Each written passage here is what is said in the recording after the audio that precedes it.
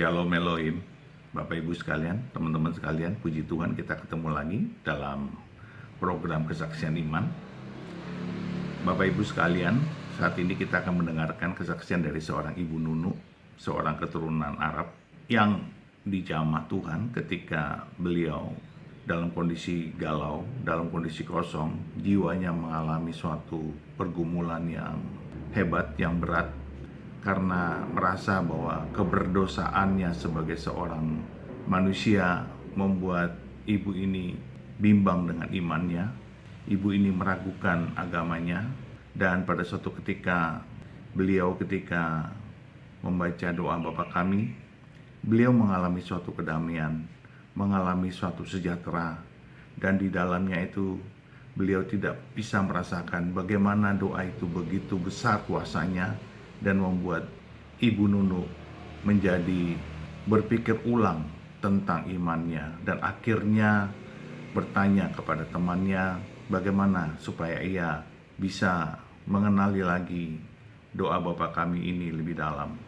Nah saudara, bagaimana seorang Ibu Nunu ini dijamah Tuhan? Mari kita dengarkan kesaksiannya. Assalamualaikum warahmatullahi wabarakatuh. Nama saya Nunu. Saya melanjutkan kesaksian dari suami saya, Bapak Heru. Saya latar belakang Muslim. Orang tua saya Ternate Arab dan ibu saya Jawa. Saya dibesarkan dalam lingkungan Muslim yang amat sangat kental, dan saya juga tinggal di satu wilayah yang mencetak para habaib atau ulama-ulama yang terkenal di Jabotabek. Saya kuliah juga mengikuti organisasi Islam, mengikuti pengajian di kegiatan kampus. Kenapa kok saya bisa mengenal Yesus Kristus? Ada ceritanya yang buat saya benar-benar bertobat. Hidup saya selama ini tuh kosong gitu. Saya melakukan kewajiban saya sebagai seorang Muslim, sholat, tadarus, dan ikut pengajian, tapi hati saya kosong. Kita kan diajarkan ketika kita sholat, kita membaca Al-Fatihah. Al-Fatihah itu keutamaan dari setiap ayat yang ada di Al-Quran. Dan ada hadis juga mengatakan bahwa tidak sah sholat seseorang kalau tidak membaca Al-Fatihah. Di dalam Al-Fatihah itu, kalau kita baca, saya akan bacakan sedikit. A'udzubillahi minasyaitonirrajim. Bismillahirrahmanirrahim. Alhamdulillahirabbil alamin.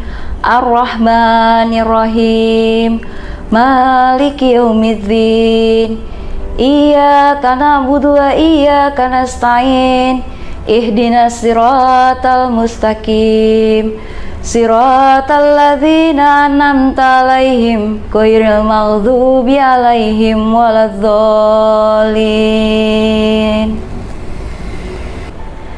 Ada satu ayat Al-Fatihah itu yang mengatakan ihdinas siratal mustaqim. Ihdinas siratal mustaqim itu artinya tunjukkanlah kami jalan yang lurus.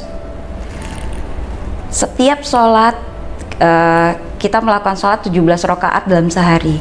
Itu selalu kita baca dan gak pernah lepas Al-Fatihah itu. Suatu hari ketika saya melakukan sholat tahajud, saya seperti dalam keadaan sujud itu, saya seperti di hadapan saya itu ada orang besar, tapi saya nggak bisa ngelihat mukanya. Mukanya itu sangat bercahaya. Dia pakai baju putih, seperti ada sorban atau apa yang warnanya merah gitu, dan rambutnya tuh panjang. Tapi kita ngelihat mukanya tuh nggak bisa, menatap wajahnya tuh nggak bisa karena saking bercahayanya gitu. Setiap saya sholat, orang itu selalu muncul di hadapan saya gitu. Entah antara saya di antara dua sujud saya atau ketika saya sujud. Lama-lama saya bingung, ini apa ya gitu. Kalau kita bilang mungkin itu setan, saat kita sholat kita diganggu setan gitu. Tapi saya nggak yakin gitu. Masa sih saya sholat kok tetap diganggu setan? Setiap saya sholat selalu muncul sosok ini. Dan suatu ketika saya benar-benar lelah dengan semua kehidupan saya lelah dengan dosa-dosa saya. Sosok ini semakin muncul setiap saat. Dia tersenyum kepada saya.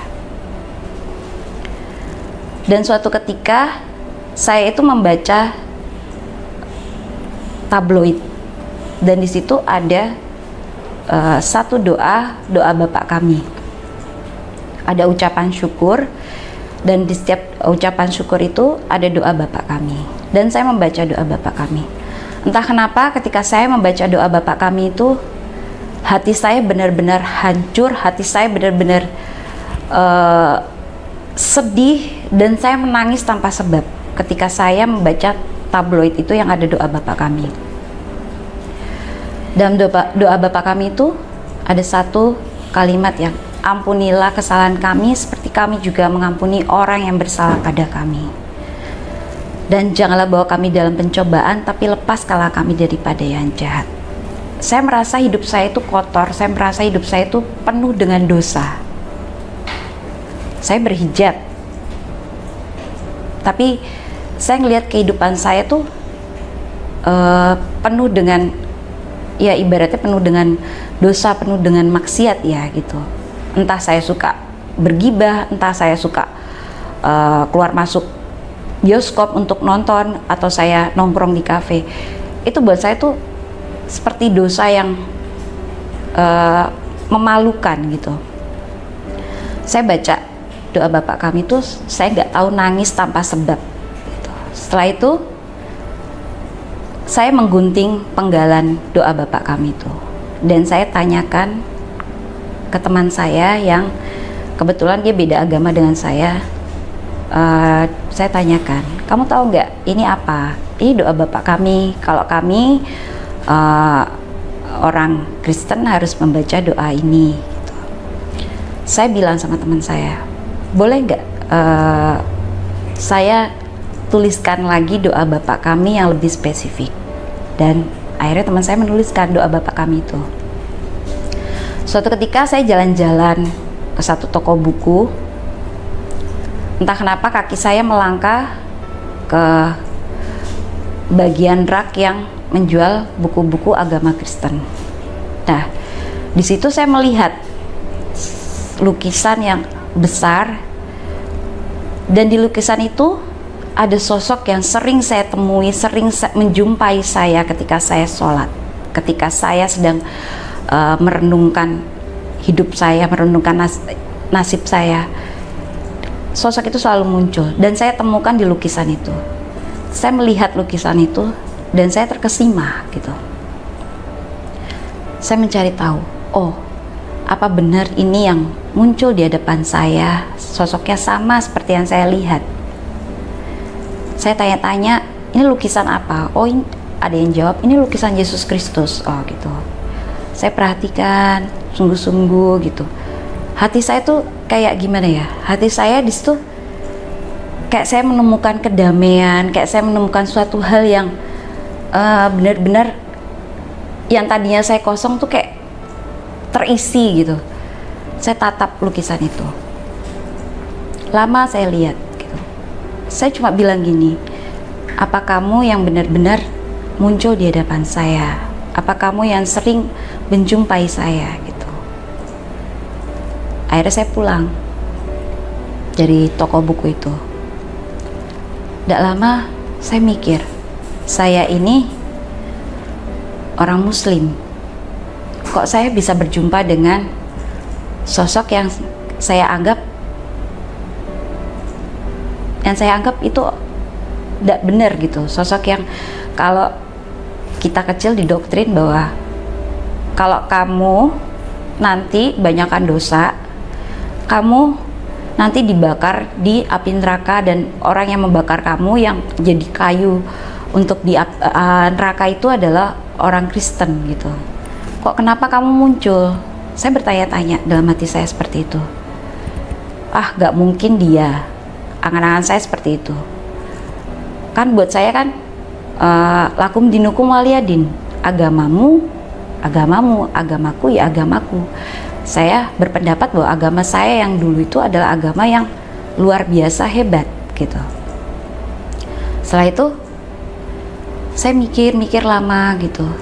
Tapi hati ini berkata, ayo coba kamu cari, coba kamu temui siapa dia gitu. Kamu coba cari tahu. Akhirnya saya cari tahu. Tapi ketika saya cari tahu tentang Yesus, orang tua saya tidak terima gitu. Orang tua saya menolak saya. Karena apa? Kamu dari kecil, kamu lahir di keluarga muslim, kamu lahir di lingkungan orang-orang yang ibaratnya orang-orang yang taat, orang-orang yang selalu setiap hari ngaji, setiap hari dalam lingkungan orang-orang yang notabene ustadz, ustazah, habaib. Kok kamu bisa mengenal Yesus gitu? Akhirnya terjadi pergumulan antara saya dengan orang tua. Sampai dibilang orang tua saya, mungkin kamu diguna-guna, mungkin kamu kena setan apa gitu. Akhirnya saya cari tahu sendiri, dan terjadilah pergumulan antara orang tua saya dan saya. Dan orang tua saya tidak terima. Orang tua sampai berkata bahwa kalau kamu tetap cari tahu tentang Kristen, mendingan kamu tidak usah tinggal di sini, mendingan kamu pergi. Akhirnya saya memutuskan, saya nggak tenang kalau saya nggak cari tahu tentang sosok ini. Saya nggak tenang kalau saya nggak cari tahu tentang kebenaran. Akhirnya saya pergi. Saya pergi itu juga seperti di dalam hati saya tuh, ayo kamu saya tuntun, ayo kamu ikut saya. Akhirnya saya pergi karena ada konflik juga dengan orang tua. Tibalah saya di suatu kota. Di kota itu saya nggak pernah tahu saya di mana, saya nggak punya saudara, saya nggak punya teman, nggak punya kerabat gitu. Dan akhirnya Tuhan kayak nunjukin jalan-jalannya saya gitu. Kamu harus kesini gitu. Saya ditunjukkan saat, saya ingat banget saat hujan gitu. Saya sendirian di luar, saya kelontang-kelantung. Tapi Tuhan nuntun saya gitu. Saya diturunkan di suatu kota. Dalam perjalanan saya itu, terus kayak ada yang berbisik sama saya gini, coba kamu ikutin orang itu. Akhirnya saya ikutin, ketika di angkot itu saya ikutin orang itu sampai dia naik angkot, terus turun, entah dia mau pulang ke rumahnya, saya ikutin. Saya cuma panggil dia gini, Mbak bisa tolong saya bilang gitu. Terus orang yang nolong saya ini juga rada-rada takut ya, karena mungkin dipikirnya saya, ini orang kenapa gitu, kok tengah malam saat hujan berhentikan saya gitu. Saya cuma bilang gini, Mbak bisa tolong saya? Iya. Mbak orang Kristen, saya bilang gitu. Dan orang ini menjawab, iya saya orang Kristen. Mbak bisa tolong saya untuk mengenal Yesus enggak? Kenapa kok kamu pengen mengenal Yesus? Saya cuma pengen tahu siapa dia. Kenapa kok setiap saya membaca, saya tunjukkan doa Bapak kami yang dulu saya minta buatkan sama teman saya, minta saya tuliskan itu. Saya tunjukkan doa Bapak kami itu. Terus, ya ini adalah ayat di Alkitab doa Bapak kami gitu. Bisa Mbak tuntun saya gitu. Terus akhirnya karena dia iba juga dengan saya, akhirnya saya diajak ke rumahnya dia. Di sana saya ditanya-tanya, terus saya didoakan gitu. Terus saya cerita bahwa ada pergumulan di hati saya yang buat saya nggak tenang gitu. Hidup saya nggak tenang selama ini. Hidup saya tuh kayak kosong gitu. Saya cerita semuanya. Dan akhirnya orang ini membawa saya, gini aja deh, kamu tak tunjukkan orang yang bisa mengajari kamu. Akhirnya saya diajari, ditunjukkan ke orang yang bisa mengajari saya tentang kebenaran Yesus Kristus gitu. Singkat cerita, saya tinggal di satu kota ini. Saya belajar sendiri tentang Alkitab. Saya dulu sering banget baca Mazmur, karena saya nggak tahu ya cara berdoa orang Kristen seperti apa. Kalau mungkin dulu di agama saya berdoa ya kita ada doa hafalan ya gitu. Dan ketika saya mengenal Yesus ini, saya belajar berdoa sendiri dari kitab Mazmur ini. Dari kitab Mazmur ini banyak doa-doa yang ibaratnya seperti seorang anak berbicara dengan bapaknya gitu. Terus saya tertarik. Terus saya cuma bilang gini dalam hati saya gini, saya mau dong berdoa seperti orang Kristen yang berdoa seperti anak berbicara dengan bapaknya gitu. Saya cuma ngomong dalam hati saya seperti itu. Dan entah kenapa kayak ada suara gini, ayo kamu bisa berdoa gitu, kamu bisa berbicara dengan bapakmu. Saya mencoba berbicara gitu, saya mencoba berdoa. Saya nggak tahu pertama mulai dari mana, tapi saya cuma bilang saya bersyukur kalau Allah menunjukkan saya jalan yang benar gitu. Akhirnya saya berdoa, ya seperti saya berdoa dengan saya berbicara dengan Bapak, dengan seorang kekasih gitulah gitu. Di situ tuh hati saya damai sekali gitu. Dan akhirnya singkat cerita saya dibimbing, saya diajarkan tentang pengenalan Yesus, pengenalan Alkitab. Singkat cerita saya dibaptis lah gitu. Itu bukan karena paksaan ya, tapi karena keinginan saya sendiri. Ada kedamaian, ada sukacita ketika saya membaca Alkitab. Ada sukacita ketika saya berdoa kepada Tuhan. Dan singkat cerita saya dibaptis dan saya dikirim untuk sekolah misi pelayanan di Surabaya. Ketika saya dikirim ke Surabaya itu, kita kan harus misi ya, keluar dari Jawa. Saya dikirim ke Pulau Sulawesi saat itu. Ketika saya ada malam pengutusan itu, saya terima telepon dari keluarga saya bahwa bilang, kamu pulang, orang tua kamu masuk ICU, orang tua kamu sakit keras gitu. Di hati saya tuh kayak saya memberontak. Keinginan saya tuh saya pengen pulang lihat orang tua saya. Tapi lagi-lagi Tuhan berbicara sama saya begini, bukan kamu yang memilih aku, tapi aku yang memilih kamu gitu. Pergi, Tuhan bilang pergi gitu. Ya secara manusia kok ayat ini seperti kejam sekali ya buat saya gitu. Saya suruh pergi tapi tahu orang tua saya sakit gitu. Terus Tuhan, saya cuma bilang gini, saya nggak tahu Tuhan, saya harus gimana gitu. Tuhan bilang pergi gitu. Ada bagian orang sakit sendiri, orang yang sehat harus pergi gitu. Seperti di dalam hati itu berbicara seperti itu. Terus saya nggak tenang gitu. Akhirnya saya nggak tahu Tuhan, saya pasrah sama Tuhan, saya bilang gitu. Saya buka Alkitab dan di situ ketika saya buka itu Alkitab, ada ayat yang mengatakan di Yohanes 15 ayat 16 bahwa bukan kamu yang memilih aku, tapi aku yang memilih kamu. Dan itu apa yang sebelumnya Tuhan bilang ke saya itu ada di Alkitab. Akhirnya saya berdoa sama Tuhan. Di situ juga rasanya tuh kayak pergumulan yang berat ya gitu. Saya di situ nangis, lagi-lagi nangis yang tanpa sebab, lagi-lagi nangis kayak hati saya tuh kayak hancur banget gitu.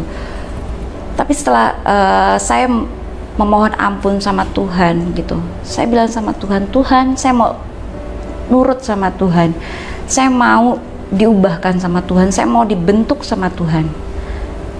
Setelah saya ngomong seperti itu sama Tuhan sambil saya ya sujud yang udah mata tuh nggak kelihatan karena saya benar-benar nangis gitu tanpa sebab gitu. Setelah itu hati saya lega gitu, hati saya lega, terus pikiran saya tuh kayak tenang, pikiran saya tuh kayak damai gitu. Saya bilang sama Tuhan, ya saya akan pergi gitu, saya akan pergi sesuai Tuhan mau gitu, Tuhan yang tuntun saya, Tuhan yang sertai saya. Jadi saya pergilah, saya ikut pelayanan misi gitu. Setelah pelayanan misi 3 bulan, saya kembali lagi ke kota Semarang, ke kota yang pertama kali saya belajar tentang Kristen ini. Saya balik lagi ke kota Semarang, dari Surabaya ke Semarang. Di situ saya belajar kembali untuk mengenal Yesus. Ya ada dibimbing, tapi saya juga kayak ngerasa diri saya tuh kayak saya cinta sekali sama Tuhan. Saya cari tahu Tuhan lebih dalam lagi gitu. Dan saya mikir gini, Tuhan, sempat terlintas, Tuhan benar gak sih Tuhan itu benar-benar pengen saya terbuka di jalan Tuhan, benar-benar pengen saya itu ada di jalan Tuhan. Saya mikir karena saya mungkin orang berdosa, Tuhan tangkap, Tuhan selamatkan saya. Saya sempat mikir seperti itu. Saya bilang sama Tuhan, kalau memang ini jalan saya untuk saya mengenal Yesus, saya terima. Dan saya mengucap syukur kalau Tuhan menyelamatkan saya dari segala dosa. Saya ingat kembali bahwa setiap saya sholat dulu, kenapa kok saya bisa ketemu dengan Yesus? Mungkin karena saya sering membaca Al-Fatihah itu, di mana ihdinas siratal mustaqim, tunjukkan saya jalan yang lurus, itu tergenapi di Alkitab di Yohanes 14 ayat 6 bahwa akulah jalan kebenaran dan hidup, tidak ada seorang pun yang datang kepada Bapa kalau tidak melalui aku. Tuhan mengatakan bahwa akulah jalan kebenaran dan hidup, tidak ada seorang pun yang datang kepadaku tanpa melalui Bapakku. Dan saya mengucap syukur bahwa Tuhan menangkap saya, Tuhan menyelamatkan saya dari dosa. Bukan suatu hal yang mustahil bahwa kalau saya diselamatkan Tuhan, kalau saya diselamatkan Yesus dari segala kesalahan saya di masa lampau, Tuhan juga bisa menangkap orang-orang yang di luar sana yang hidupnya kosong, hidupnya penuh dosa. Walaupun mungkin Anda melakukan rutinitas ibadah kalian, tapi ada kekosongan jiwa, ada kekosongan hati. Saya percaya, insya Allah Tuhan Yesus akan tangkap, Tuhan Yesus akan selamatkan, karena Dia adalah jalan kebenaran dan hidup. Demikian kesaksian saya, kiranya menjadi bermanfaat bagi saudara-saudara dan menjadi kekuatan bagi saudara-saudara yang untuk mengenal Isa Al-Masih lebih dalam lagi. Ini suami saya, Mas Heru, yang bersaksi beberapa waktu lalu.